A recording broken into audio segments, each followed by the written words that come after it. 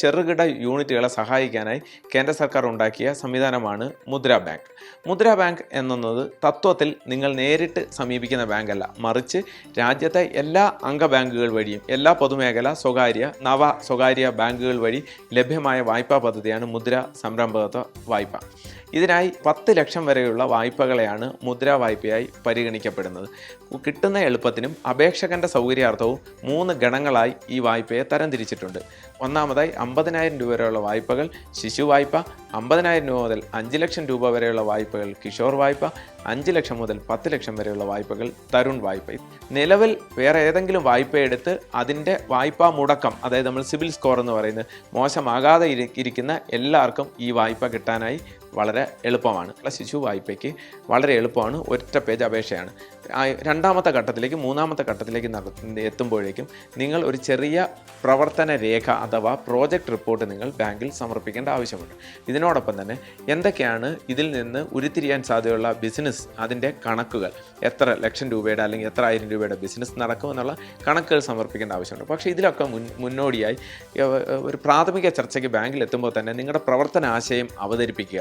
അതിനനുസരിച്ച് ബാങ്ക് ഒരു check list നിങ്ങൾക്ക് തരും. എന്തൊക്കെയാണ് സമർപ്പിക്കേണ്ട രേഖകൾ, എവിടെയാണോ നിങ്ങൾ പ്രവർത്തനം തുടങ്ങാൻ പോകുന്നത് അതുമായി ബന്ധപ്പെട്ടത്. ചിലപ്പോൾ വാടകയ്ക്കെടുത്ത കെട്ടിടമായിരിക്കാം, അങ്ങനെയാണെങ്കിൽ വാടക കരാർ. ചിലപ്പോൾ സ്വന്തം ഉടമസ്ഥതയിലുള്ളതായിരിക്കാം, അങ്ങനെയാണെങ്കിൽ അതിൻ്റെ രേഖകൾ അതെല്ലാം സമർപ്പിക്കുക. രണ്ടാമതായി പഞ്ചായത്തിൻ്റെയോ അല്ലെങ്കിൽ നഗരസഭയുടെയോ സിറ്റി കോർപ്പറേഷന് അനുമതി ആവശ്യമുണ്ട് രാജ്യത്ത് എന്ത് സംരംഭം ആരംഭിക്കണമെങ്കിലും.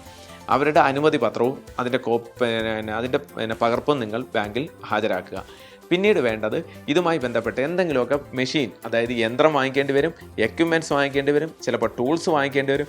അതുമല്ലെങ്കിൽ കെട്ടിടം കെട്ടുകയോ ചിലതരം മോഡിഫിക്കേഷൻ കെട്ടിടത്തിൽ വരുത്തുകയോ ചെയ്യേണ്ടി വരും. ഇത്തരത്തിൽ എന്തൊക്കെയാണോ നിങ്ങൾ പദ്ധതി ഇടുന്നത് അതിൻ്റെ എല്ലാം ഓരോ കൊട്ടേഷൻ പ്രോജക്റ്റ് റിപ്പോർട്ടിനൊപ്പം സമർപ്പിക്കുക. രണ്ടാമത്, ഈ വായ്പയെ തന്നെ രണ്ടായി നമുക്ക് തരംതിരിക്കാം. ദീർഘകാല വായ്പ, യന്ത്രം വാങ്ങാനും കെട്ടിടം കെട്ടാനും ടൂൾസ് വാങ്ങാനും എക്യുപ്മെൻറ്റ് വാങ്ങാനും ഒക്കെ തരുന്നത്. രണ്ടാമത് വർക്കിംഗ് ക്യാപിറ്റൽ വായ്പ എന്നാണ് പേര്. അതായത് 2 തരം വായ്പ മുദ്രയിൽ തന്നെ ലഭ്യമാകും. 1 ടേം ലോൺ അഥവാ ദീർഘകാല വായ്പ, 2 പ്രവർത്തന മൂലധന വായ്പ അഥവാ വർക്കിംഗ് ക്യാപിറ്റൽ ലോൺ. ഒരു സംരംഭകന് തന്നെ ഈ 2 വായ്പയ്ക്കും അർഹനാണ്. മൊത്തം തുക 10 ലക്ഷത്തിൽ അല്ലെങ്കിൽ 5 ലക്ഷത്തിൽ അധികരിക്കരുതെന്ന് മാത്രമേ ഉള്ളൂ. ഇതിന് യാതൊരുവിധ ഈടും നൽകേണ്ട ആവശ്യമില്ല. നിങ്ങൾ തുടങ്ങാൻ പോകുന്ന യൂണിറ്റ് തന്നെയാണ് ബാങ്കിനെ സംബന്ധിച്ചിടത്തോളം ഈട്. ഇതിന് വസ്തുജാമ്യമോ പ്രത്യേകിച്ച് ആൾ ജാമ്യമോ നിങ്ങൾ കൊടുക്കേണ്ട ആവശ്യമില്ല. അതാത് ബാങ്കിൻ്റെ ചെറുകിട വ്യവസായ വായ്പയുടെ പലിശ തന്നെയാണ് ഇതിന് ബാധകമായിട്ടുള്ളത്. അത് തന്നെ നിലവിൽ ഒരു കാരണവശാലും ഒരു 12-13% മുകളിലേക്ക് ഒരു കാരണവശാലും പോകില്ല. യൂണിറ്റ് എവിടെയാണോ നിങ്ങളുടെ സംരംഭം വരുന്നത് അതിന് തൊട്ടടുത്തുള്ള ബാങ്കിനെ സമീപിക്കുന്നതാണ് നല്ലത്. ബാങ്ക് മാനേജർ അപേക്ഷ സ്വീകരിക്കുന്നില്ല, ഞാൻ എന്ത് ചെയ്യണം? നേരിട്ട് തന്നെ നിങ്ങൾക്ക് ഓൺലൈനായും അപേക്ഷ കൊടുക്കാവുന്നതേ ഉള്ളൂ. അതുവഴിയുള്ള നേട്ടം എന്ന് പറയുന്നത് കൊടുത്ത തീയതി മുതൽ നിങ്ങൾക്ക് സാങ്ഷൻ ആകുന്ന തീയതി വരെ ഒരു ഗവൺമെൻറ്റിൻ്റെ മേൽനോട്ടവും ഇതിനകത്ത് നടക്കുന്നു എന്നുള്ളത് ഇതിൻ്റെ ഒരു നേട്ടമാണ്. മാനേജർ ഈ നിഷ്കരുണം എൻ്റെ വായ്പ തള്ളി, ഞാൻ ആരെ സമീപിക്കണം, എവിടെ പരാതി പറയണം? അതാത് ബാങ്കിൻ്റെ റീജിയണൽ ഓഫീസിലോ സോണൽ ഓഫീസിലോ നിങ്ങൾക്ക് പരാതി കൊടുക്കാം. അതുമല്ല എങ്കിൽ അവിടെയും കൊണ്ട് തീർപ്പാകുന്നില്ലെങ്കിൽ 7-15 ദിവസത്തിന് ശേഷം നിങ്ങൾക്ക് അതാത് ജില്ലയിലെ ലീഡ് ബാങ്കിൽ നിങ്ങൾക്ക് പരാതി പറയാം. ഉദാഹരണത്തിന് എറണാകുളത്താണെങ്കിൽ യൂണിയൻ ബാങ്ക് ഓഫ് ഇന്ത്യയാണ് ലീഡ് ബാങ്ക്, തൃശ്ശൂർ ആണെങ്കിൽ കാനറ ബാങ്കാണ് ലീഡ് ബാങ്ക്. ഇവിടം കൊണ്ടും പരാതി നിൽക്കുന്നില്ല എന്നുള്ളവർക്ക് മുദ്ര ബാങ്കിന് നേരിട്ട് തന്നെ ഇമെയിൽ അയക്കാവുന്നതാണ്. ഇത്തരത്തിൽ വായ്പ ലഭിക്കുന്ന രീതിയിൽ, വളരെ എളുപ്പത്തിൽ വായ്പ ലഭിക്കുന്ന രീതിയിൽ ഇന്ന് സംവിധാനമുണ്ട്.